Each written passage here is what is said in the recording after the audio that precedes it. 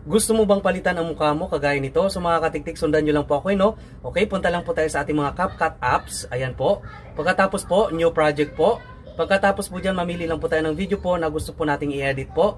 Pagkatapos, add one. Ayan po, i-click lang po yan. Pagkatapos po mga katiktik ay i-click po natin itong effects sa baba. Pagkatapos, body effects. Ayan, pagkatapos po dito, ayan, hanapin lang po natin sa right side po yung itong image. Ayan po. Ayan, i-click lang po natin.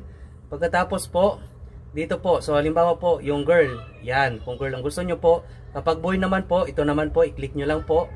Ayan. So, kung gusto nyo naman pong i-adjust po yung size po, ayan lang po.